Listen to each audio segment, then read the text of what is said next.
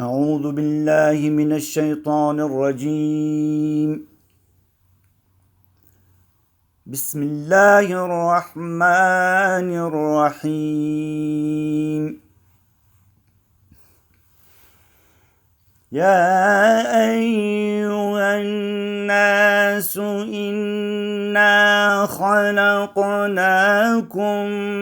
من ذكر وأنثى وجعلناكم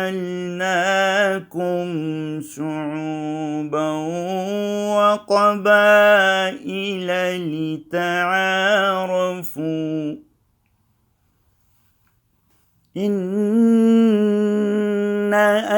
أكرمكم عند الله أتقاكم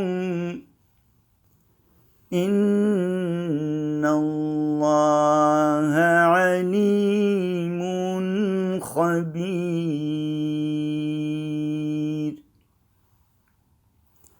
صدق الله العلي العظيم.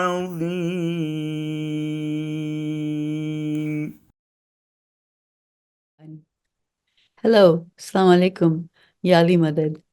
Welcome to this episode of the Muslim Thought Leaders series.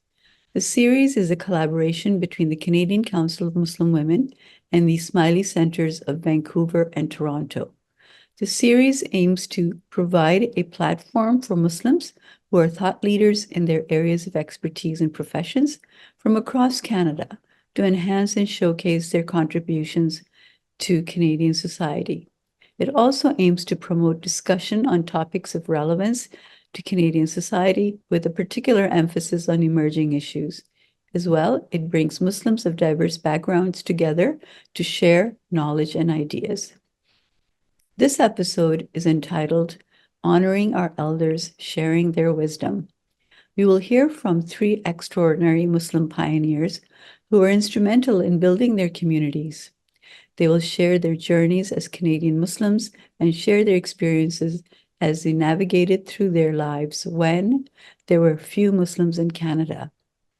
They will share their wisdom with us about what they learned from those experiences and how we can continue to build communities that are vibrant, peaceful, inclusive, and where justice prevails for all. Our speakers today are Murray Hogben, Zia Afsar, and Zarina Rajwani. You will hear more about Murray and Zia in a minute. I'd like to introduce you to Zarina, who will also be the moderator for today's session. It gives me great pleasure to introduce you to Zarina Rajwani, a very wise person in her own right, who will also share her own experiences of her early days in Canada. Zarina Rajwani is currently the National Administrative Officer at the Ismaili Tariqa and Religious Education Board, or ITRIB, for Canada, responsible primarily for the planning and reporting functions for the institution. In the past, she has been an IT consultant and an instructor of computer programming at Algonquin College in Ottawa and Heritage College in Gatineau, Quebec. She has an MBA from the University of Ottawa and a BSc from the University of Toronto. She has completed various courses and continuing education programs with the Institute of Ismaili Studies. She has served in various Ismaili community institutional positions as chair of ITRIB Ottawa, as member and then honorary secretary of the Aga Khan Education Board for Canada, and continues to serve in various informal capacities. She thoroughly enjoys reading novels and poetry and is a member of Storytelling Toronto. She enjoys learning and reading about Ismaili and Muslim history. Among many places, she has traveled to India, China, Myanmar, Turkey, Australia, Tunisia, and South America. Welcome, Zarina. Thank you, Nazat, for that wonderful introduction and for introducing us to the session. Salam alaikum, everyone, and Yali Madad. It is such a delight for me to moderate this panel of distinguished and accomplished thought leaders for this discussion of honoring Muslim elders sharing their wisdom, where two Muslim elders share their thoughts, experiences, challenges, and opportunities related to their Muslim identity, their involvement with building and strengthening Muslim communities in various parts of Canada, and their vision and guidance for the Muslim youth in the future. As I introduce them, I realize I'm sharing with all of you simply a snippet of their much broader lives and rich accomplishments and significant contributions. First, I introduce you to Zia Afzal, a pioneer on many fronts. After having been rejected to engineering universities in Pakistan in 1960 simply because of her gender, she raised a constitutional challenge and her advocacy received national media attention. As a result, in the years to follow, women in Pakistan have been able to study engineering. Having received a Bachelor of Science degree from FC College and a Master of Science in Physics from Punjab University, Lahore, she taught physics and math to FC and BSc students.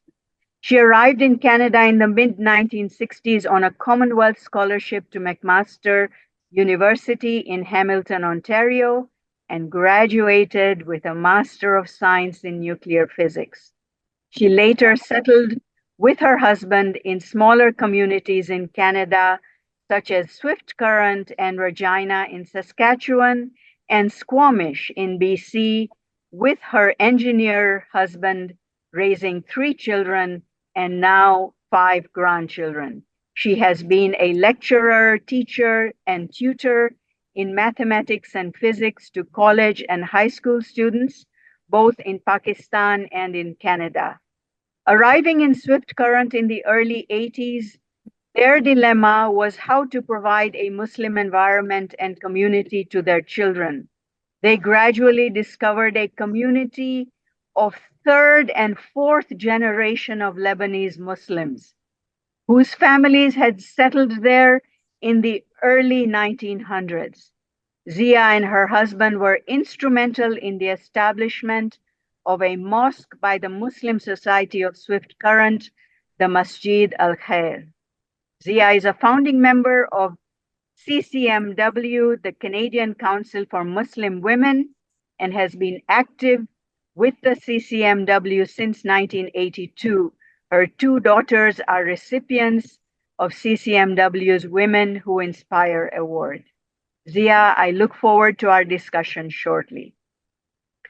Next, I introduce you to Dr. Murray Hogben. Born in Toronto, grew up in Ottawa with a Scottish Presbyterian upbringing, Murray became a Muslim in 1956 after meeting his Indian, Muslim, and future wife, Aliyah Rowe.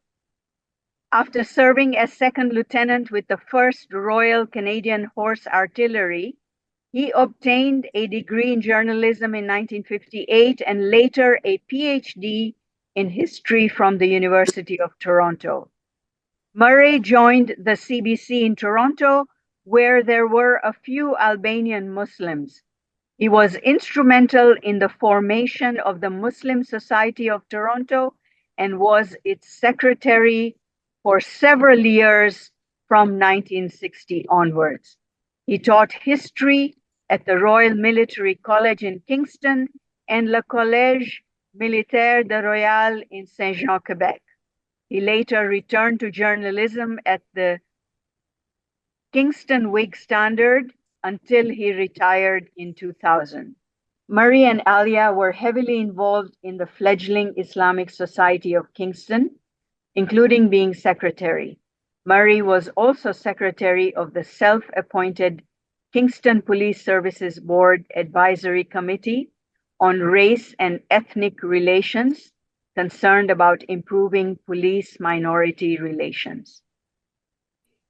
In 2022, Murray published his book, Minarets on the Horizon, Muslim Pioneers in Canada, the first history of early Muslim presence in Canada, a book that I've had the pleasure of reading cover to cover and an invaluable and first-hand account of early Muslim settlers. Murray and Alia have 4 grandchildren who were raised amidst horses and chickens on their farm. Murray, I look forward to our discussion shortly. So Zia, I'm delighted to speak to you about your experiences. You first resided in Hamilton and then moved to small town Saskatchewan. Can you tell us what it was like to settle in those non-urban areas in Canada, particularly as a Muslim woman? What were some of the specific opportunities that you had? Thank you very much. I want to acknowledge that I am on the unceded territory of Coast Salish Nation in North Vancouver. Let me describe the city of Swift Current in the early 80s when we arrived there. That will help you understand my answer. Swift Current is situated in the southwest corner of Saskatchewan, about 150 kilometers from any big urban city. The population of the city was under 20,000. Most of the people were from a European background. There were few Hindus and few Christian Lebanese in the city. The Swift Current was known for having the highest number of churches for a city of that size, 32 churches in a population of under 20,000. Everyone belonged to a church. People were very friendly and helpful, and my husband was hired as a city engineer planner. It was quite an influential position in the city because it was a small community. People knew who was coming and who was leaving the city. Everybody knew everybody. Neighbors and my husband's colleagues invited us for lunch or supper, and so they found out about dietary restrictions. When Ramadan came, then we declined to attend lunch or supper and even to go for coughing with them. My family and I practiced our religion with confidence, not apologetically. We found out about few Muslim families who settled around Swift Current in the early 1900s. Over the years, this Muslim population grew, and by the time we arrived there, it was a sizable community. We contacted them and found out that though they were non-practicing Muslims, but they had a desire to have a place of worship of their own, that is a mosque. Soon, the Muslim Association of Swift Current was formed. In the meanwhile, we approached the local United Church, and they very generously allowed us to use their facilities for weekend Islamic school and Saturday Zuhr prayer. I was instrumental in starting Islamic classes for children and adults. It was a very positive experience. They were willing to cover all the pictures in the area where we prayed. We used to visit the Muslim communities of Regina and Saskatoon quite often, and also took our children to Winnipeg Muslim Youth Camp so that they could make Muslim friends, which they did. We worked very hard to raise funds for acquiring a mosque. We had bake sales and received donations from other Muslim organizations. And all these activities brought the Muslim community closer. In 1983, we purchased a church and converted it to a mosque, Masjid al-Khair. My family used to spend weekends teaching and attending religious and social gatherings in the mosque. That became our second home. We gradually formed a Muslim community around our family. We became a part of these loving, caring people. They are like our extended family. My children call them uncles and aunts, and they still visit them in Swift Current. Our opportunity was to gain some lifelong friends and learn to live happily in a non-urban community. Thank you, Zia, for sharing that wonderful, rich experience that you had in rural Saskatchewan, and how you got the community together, how you were able to strengthen and maintain the practice of your faith, not only with the community, but particularly with your children and the children in the community, and how that work paved the way for Muslims to be able to settle in places like that. Thank you for sharing that rich history with us. Welcome. Murray, I come to you now. As someone who became a Muslim in the 50s and a leader in the early beginnings of the Muslim community in Toronto, please share with us your journey of adopting a new faith, of any hesitancy that you may have had, and what that meant for your personal support systems, whether it was your own family, Alia's family, or even your personal group of colleagues and friends. What were your early years like as a Muslim and someone who had chosen and was inspired by Islam? Okay, thank you very much.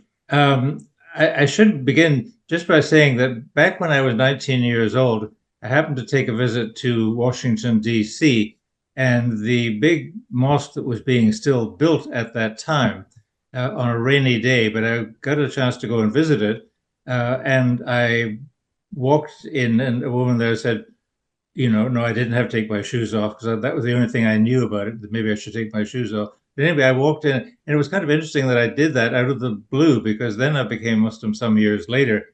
But as mentioned in the intro, I met Alia at university at Carleton in the 50s, and I didn't know anything about Islam at all.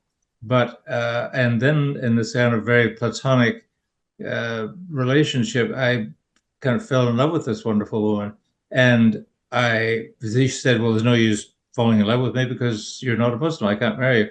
So I said, "Oh, all right.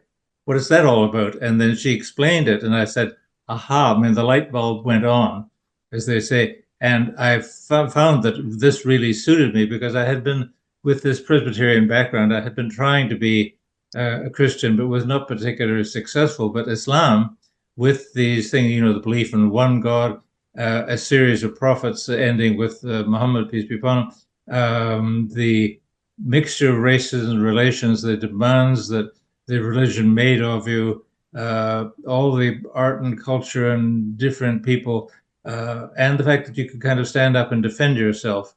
All these things made it very attractive. So I jumped and said, yes, I'm on board, and I became a Muslim. But then I had no hesitancy. It just suited me to the ground. It still has. There was hesitancy on her parents' part, but anyway, when we finally were able to get married, they kind of came on board. And then later, then I became, very much a part of the family, much loved, and so on. And so that made it really, really good. After that, as you say, I went and joined the CBC in '58. Started to find a few random Muslims here and there, very few. And then I also got involved with the Council of Muslim Communities of Canada, the CMCC, which was the parent of the CCMW, etc., and that kind of thing. But I was usually welcomed by everybody. I didn't really have any bad things, and we had no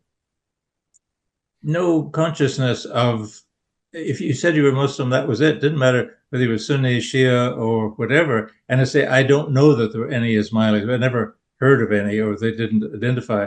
So we didn't care who was, we were trying to be broad-minded. What I do want to say about being a convert was that it really opened all sorts of doors.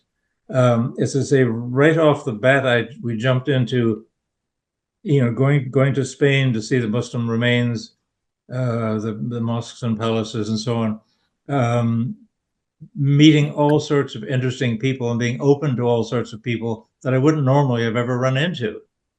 It then gave me opportunities like getting involved for 30, 40 years, I think it is, with what used to be Camp El Mumineen and eventually is now Camp Dean, but a week-long summer camp with kids. So it's opened all these doors, and it gave me the opportunity to meet people that I could do that book, because again, I had connections or could make them, or I had a kind of background to be able to make that thing work. And then, alhamdulillah, it turned out. So that's my story in brief. I hope it's not too long. Well, thank you for sharing that, wonderful journey of yours in terms of becoming a Muslim, adopting the faith of Islam, also about Alia and her family. And, it's not just a personal involvement with Islam, right? You have involved yourself, as Zia has, with the community itself and in building and development of various communities. So thank you for sharing that with us, Murray. Zia and Murray, as I was hearing you speak about your early contributions to the Muslim communities in Saskatchewan and Toronto, I'm reminded of my own family's early settlement in Canada in mid-1972.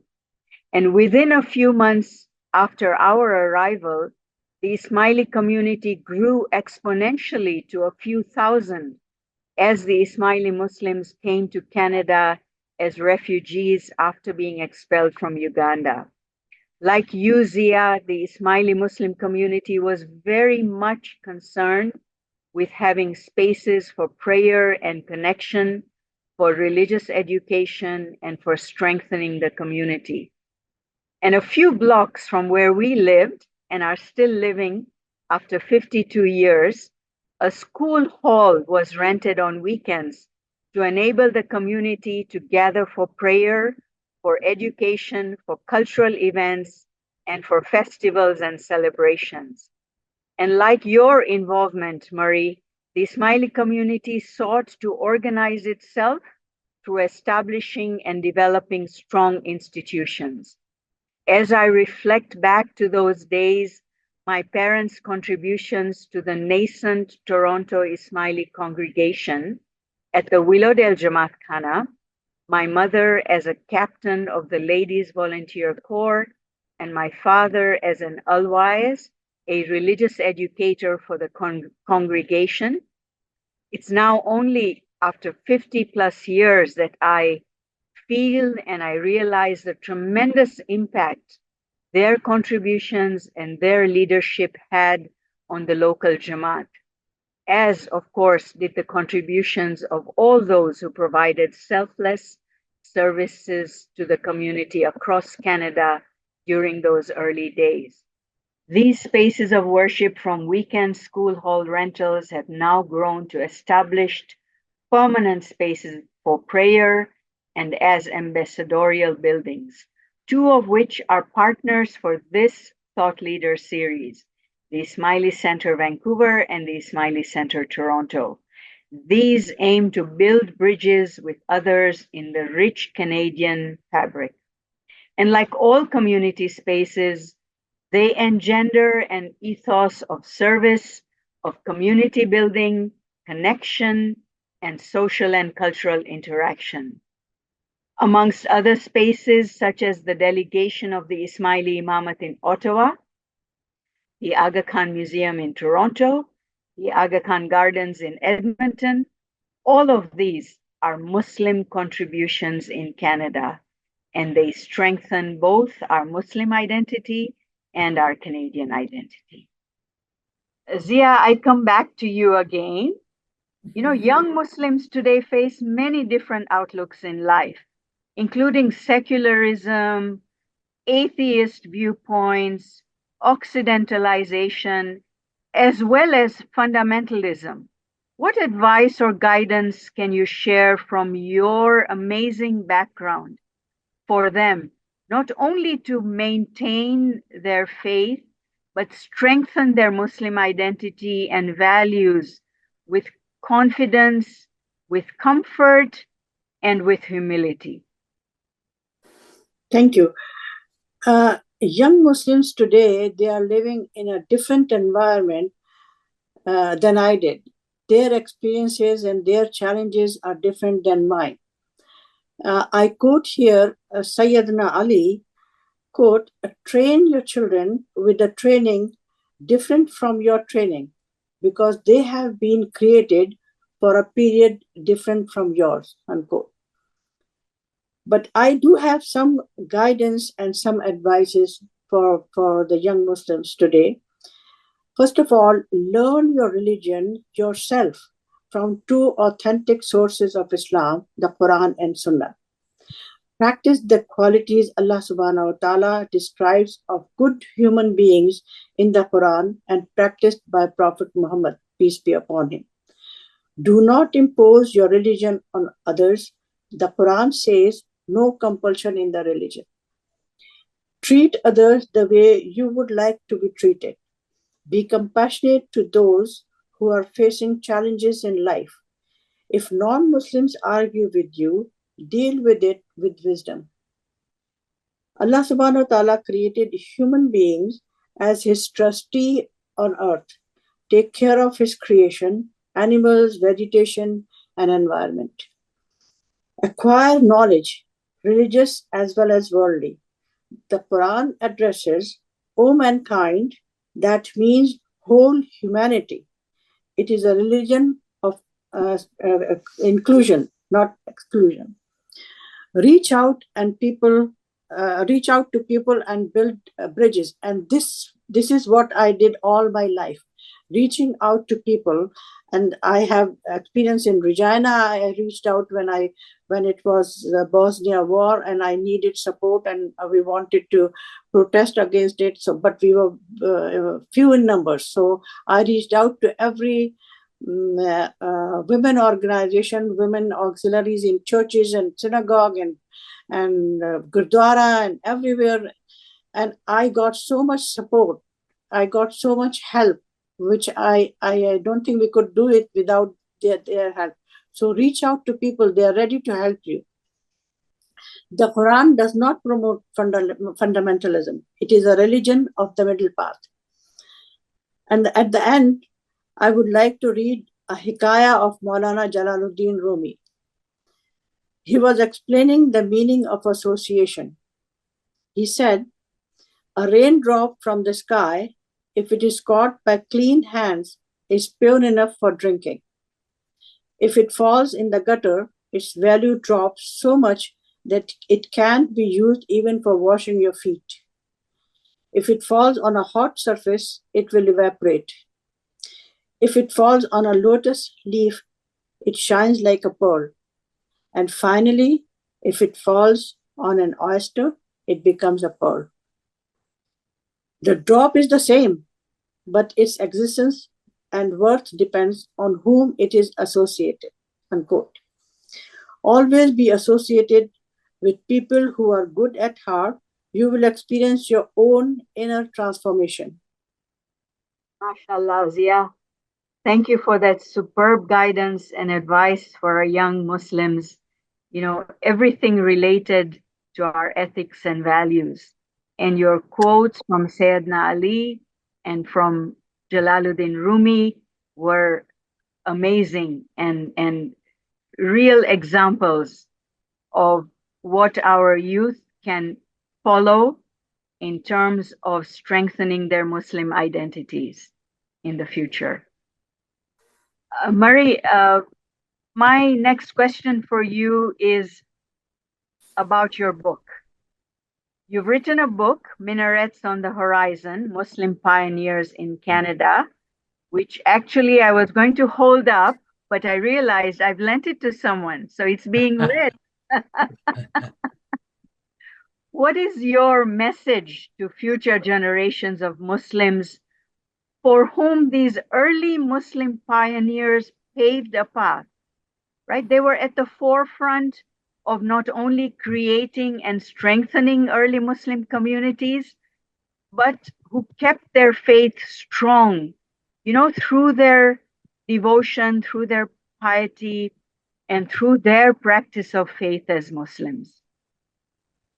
Well, I come at this a bit differently, as mentioned before. Being a convert and having been a non-Muslim for, you know, a decade, 20 years or so, I have a different kind of life experience and background, so that I come at Islam and my recommendations will be somewhat different than the more traditional approach. I have a number of things that I wanted to say.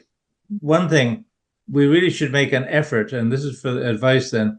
I really think we Muslims in future should continue and make a greater effort to be Canadian Muslims. They're not kind of Pakistani Muslims, or they're not Persian Muslims, or whatever. You know, be involved in Canada. This is our country. And so don't, I mean, it is difficult, as Zia said, you know, with secularism and Islamophobia, and with the you know, greater stress on science. So all that kind of thing is going to drive people away. And it's very difficult to maintain your faith in this day and age, I think. But it can be done. So, but I think people should join in the Canadian society. Don't isolate themselves. Don't kind of hang in to the Muslim group and stress only that.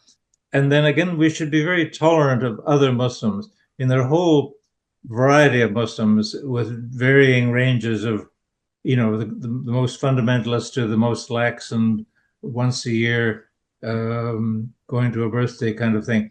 So you got a range of people, and other people's other sects and groups' views. We have to be kind of tolerant, just as we're tolerant of to varying degrees of other people's political views. Also, I think this is from my long experience with Camp Al-Muslimin and then Camp Dean, that I think we have to trust our children, to allow them to, you know, the boys and girls to mix, and the adults. I think I think we have to trust them to do the reasonable things and things that are not particularly bad. Again, we have to be able to talk to our children, and vice versa, that encourage the children to be able to talk to us, because it's a two-way street. You don't talk down to your children and assume, I say, there's no coercion in Islam. You cannot really coerce people into being Muslims. They'll be nominal, but not real. It has to come in the heart, right? And that's kind of the gift of God. You either get it or you don't somehow. So final thing is, I think, encourage Muslims to think critically, and not just kind of traditionally or literalist about Islam, not be in this kind of conservative mode, because that's not going to get us anywhere very well in the long range. I think we have to be forward-thinking people. We cannot just be living in the 7th century and trying to emulate the 7th century. It's not coming back. We can't go back to the 7th century. We got to be in the 21st century, and then try to be good Muslims at the same time. I think that's my message. I hope that'll not offend people, but I really mean it, because that's what I'm all about. Thank you. Thank you, Murray. You know, you reminded us of several things. First of all, of course, your life experience as a Muslim being different than someone who is already born as a Muslim. But, you know, you've reminded us what a privilege and a blessing it is to be in Canada and to be Canadians, right? And how to bring that ummah together as Canadian Muslims. You've talked about tolerance, you've talked about celebrating the diversity that exists there and having a pluralist outlook. And you've also reminded us that Islam permeates the intellect, right? And that we have to use our intellect in how we interpret our faith and how we practice our faith in real everyday lives in the modern world. It's like you're telling the children of the future, you know, in a way, as Zia did as well, that you are children of your time, right? You are the Ibn al-Waqt, the children of your time. Thank you so much, Murray. Pleasure. Thank you. As you were speaking, Zia and Murray, I was reminded of something quite significant that, among many other things, had an impact on my life as a young Muslim in Canada. The immeasurable impact of being involved in a voluntary capacity within the Ismaili community and its institutions. This deeply ingrained ethic of voluntary service emanated from within my family, my parents, my aunties and uncles, my selfless grandmother. They spawned a desire to serve, the giving of time, of energy, of passion. And being involved also meant being connected, having a sense of confidence, a sense of belonging, a sense of worthwhileness. In addition to this service being a constant source of learning, of growth, of increasing your capabilities and competencies, and I must say, a tremendous source of spiritual inspiration. And more than anything, it kept me connected to the community instead of being isolated and alienated. And over time, it was a deep awakening that this service was actually an expression of my faith and my piety, and also an expression of my values and ethics as a young Muslim.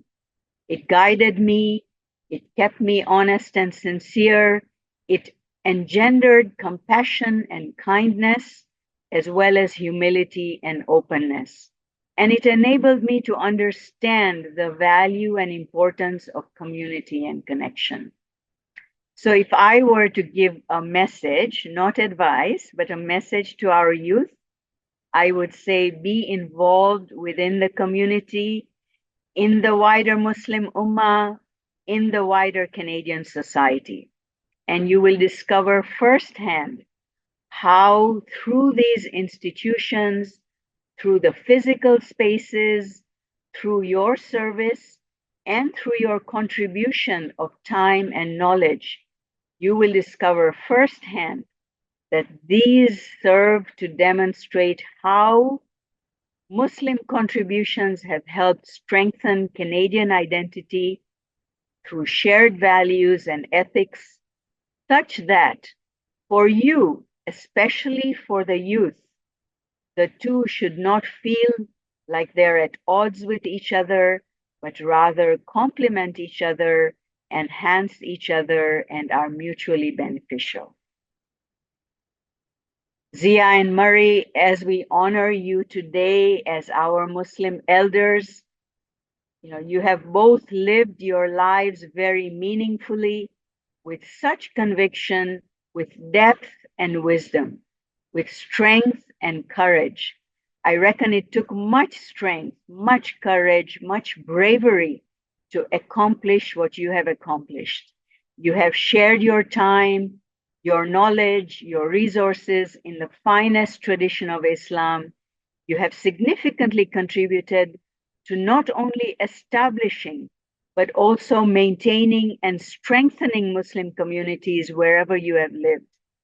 And you have been pioneers in your various activities. Through the stories of your journeys as Muslims, you have taught us, you have guided us, you have enriched us, you have been generous with the sharing of your lives, and have done so with such grace, such dignity and humility, and with much love and care. As our elders, we honor you today and every day. We are deeply and immensely grateful for your presence today with us. And I also wish to express my sincere appreciation to the Canadian Council of Muslim Women and to the Ismaili Council for Canada for giving me the opportunity to moderate this panel of wise Muslim elders, our exceptional thought leaders. Thank you very much. Salam alaikum and Ya Ali Madad. And now I'd like to invite Nermin Lakhani to share some closing remarks. Thank you, Zarina, Murray, Zia, for such a thoughtful conversation on the evolving experience of Muslims in Canada over the past 7 decades. It's been very reassuring and reaffirming to me personally to learn from the challenges all of you have overcome in the past and the road you've paved for the next generation to continue building bridges within and beyond the Ummah, and to do so through an ethos of mutual respect, which our faith commands. I would also like to thank the Canadian Council of Muslim Women for their wonderful support with organizing this thought leader speaker session, and to you, our audiences, for joining.